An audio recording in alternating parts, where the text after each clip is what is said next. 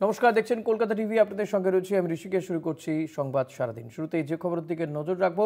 রাহুলে হরিয়ানায় vote চুরির অভিযোগ উড়িয়ে দিল বিজেপি। বিদেশ থেকে নিয়ে এসে ভিত্তিহীন ধারণা প্রচার করছেন রাহুল গান্ধী। বিহার নিয়ে কিছু বলার নেই কিরেন রিজিজু। তিনি এভাবেই রাহুল গান্ধীর যে অভিযোগ, সেই অভিযোগকে উড়িয়ে দিয়ে তিনি এভাবেই রাহুল গান্ধীকে পাল্টা আক্রমণ করেছেন।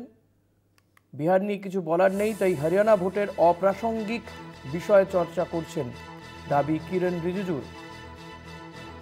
किरण रिजिजू की बोलेছেন শুনুন। बिहार में 2 दिन बाद पोलिंग होगा और उससे हट करके हरियाणा का कहानी सुना रहे थे। इससे साफ मालूम हो गया कि बिहार में तो कुछ बचा नहीं है, इसलिए ध्यान को भटकाने के लिए हरियाणा के इशू को लेके आ रहे हैं और फजूल के बातें लेकर के एक प्रस्तुतिकरण किया है। मैं उस पर नहीं जाना चाहता हूं बिकॉज सब फर्जी था और कुछ विदेशी महिला का नाम जिक्र कर रहे थे वो। अब चुनाव के समय वो विदेश जाता है, पार्लियामेंट चलते समय राहुल गांधी छुपके से कंबोडिया निकल जाता है, थाईलैंड निकल जाता है। बिहार में चुनाव प्रचार चल रहा है, वो कोलंबिया चले गए। तो वो विदेश जाते रहते हैं, तो उसको विदेश से जो उसको प्रेरणा मिलता है उसको लेकर के उसके कुछ टीम है वो क्या तैयारी करते हैं उनको दे देता है, फिर आपका समय को बर्बाद करते हैं। नेता प्रतिपक्ष सीरियस मुद्दे पे बात करना चाहिए, फजूल के बातें पे समय व्यर्थ नहीं करना चाहिए। ये मेरा उनको पहला सुझाव है। কিরেন রিজিজুর বক্তব্য আপনাদেরকে শোনালাম। তিনি বলছেন যে রাহুল গান্ধী তিনি বিহার নিয়ে কিছু বলছেন না। বিহারে যেখানে আগামীকালই প্রথম দফার নির্বাচন, বিহার নিয়ে কিছু বলার নেই রাহুল গান্ধীর। কিরেন রিজিজু এমনটাই তিনি পাল্টা রাহুল গান্ধীকে আক্রমণ করেছেন।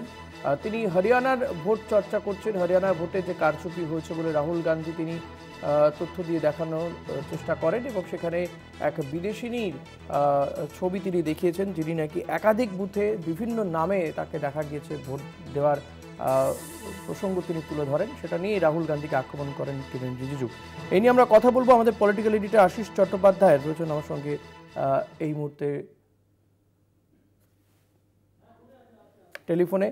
আশিস দা, কিরেন রিজিজু রাহুল গান্ধীকে যেভাবে আক্রমণ করলেন, কোথাও গিয়ে রাহুল গান্ধী তো হরিয়ানার ভোটে যে কারচুপি হয়েছে সেই প্রসঙ্গ তুলে ধরেছিলেন, কোথাও গিয়ে কি কিরেন রিজিজুদের এই হরিয়ানার যে ভোটে কারচুপি হয়েছে সেটা নিয়েও কি বলার সত্যি কিছু নেই? সেই কারণে তারা আবার উল্টে বিহার ইস্যুকে, বিহারের নির্বাচনকে সামনে রাখার চেষ্টা করলেন।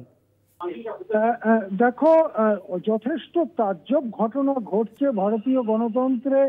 তার মধ্যে আরেকটি সেই রকম উদাহরণ তৈরি হলো আজকে যখন নির্বাচন কমিশন এবং ভোটার লিস্ট নিয়ে অভিযোগ জানাচ্ছেন রাহুল গান্ধী, তড়িঘড়ি তার জবাব দিতে, যেন তৈরি জবাব রেডি ছিল, সেই জবাব দিতে নেমে পড়লেন কিরেন রিজিজু। কে কিরেন রিজিজু? নির্বাচন কমিশনের হয়ে ময়দানে ব্যাট করবার জন্য কে দায়িত্ব দিয়েছে কিরেন রিজিজুকে? কিরেন রিজিজুর দায়িত্ব নয় ভোটার লিস্ট নির্ভুল রাখা বা ভুল ত্রুটি সম্পন্ন রাখা। কিরেন রিজিজু ভুল ত্রুটি যুক্ত ভোটার লিস্ট হলেও দায়ী হবেন না, ভুল ত্রুটি মুক্ত ভোটার লিস্ট হলেও কিরেন রিজিজুর কৃতিত্ব বাড়বে না। তিনি কেন রাহুল গান্ধীর বিরোধিতা করবার জন্য সঙ্গে সঙ্গে সাংবাদিক সম্মেলন ডেকে বক্তৃতা দিতে শুরু করলেন, এটার কোনো বাস্তব ব্যাখ্যা পাওয়া যাচ্ছে না। দ্বিতীয়ত কি তিনি বললেন না রাহুল গান্ধী বিদেশে যান।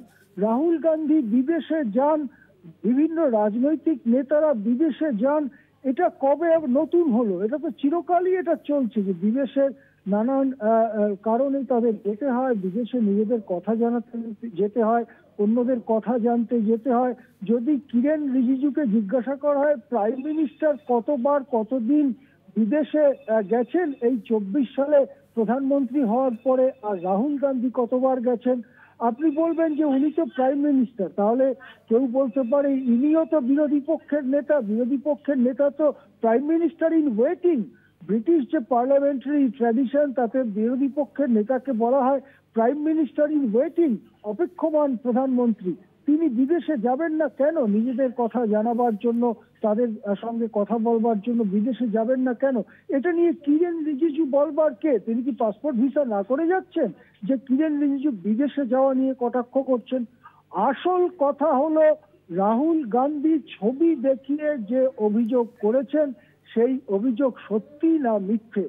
আসল কথা হলো যদি সেই অভিযোগ সত্যি হয় তাহলে তার জন্য দায়ী কে? আসল কথা হলো কোন কেন্দ্র থেকে এই বিকৃতি আনা হয়েছে? আসল কথা হলো এই বিকৃত ভোটার লিস্টের ফায়দা কারা পেয়েছে? কি করে ভোটার লিস্টে, কি করে পোস্টাল ব্যালটে অধিকাংশ কেন্দ্রে কংগ্রেস এগিয়ে আর ইভিএম ভোটে অধিকাংশ কেন্দ্রে কংগ্রেস পিছিয়ে যায়? এই সব যে প্রশ্ন রাহুল গান্ধী তুলেছেন তার জবাব নির্বাচন কমিশনকেই দিতে হবে। খানিকটা অনধিকার চর্চা করে বিজেপির নেতা কেন্দ্রের মন্ত্রী কিরেন রিজিজু যেভাবে নির্বাচন কমিশনের হয়ে মাঠে নামলেন তাতে আম্পায়ার বা রেফারি নিশ্চয়ই বলবেন আপনি তো এই খেলার খেলোয়াড় না, আপনি হঠাৎ ব্যাট নিয়ে মাঠে নামলেন কেন? এখন দেখা যাক নির্বাচন কমিশন কি বলে। আমাদের কাছে খবর আছে সেই জায়গাতেই তো কোথাও গিয়ে এই আপনি যেমন আম্পায়ার বা রেফারির কথা বলছেন, তা আম্পায়ার বা রেফারির নিরপেক্ষতা নিয়ে সেই জায়গাতেই তো প্রশ্ন উঠে যায়, যেটা বিরোধীরাও করছেন।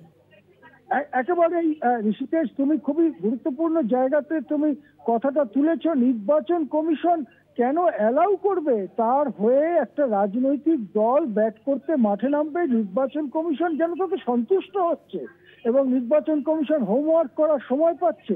কেন নির্বাচন কমিশন এতে খুশি হবে? অর্থাৎ আম্পায়ার, যেটা আমরা বারবার বলি যে আম্পায়ারই যদি একটা পক্ষে ঝুঁকে থাকে তাহলে খেলাটা যেমন আর খেলা থাকে না, সেটা সাজানো খেলা হয়ে যায়। সেই রকম কি হচ্ছে?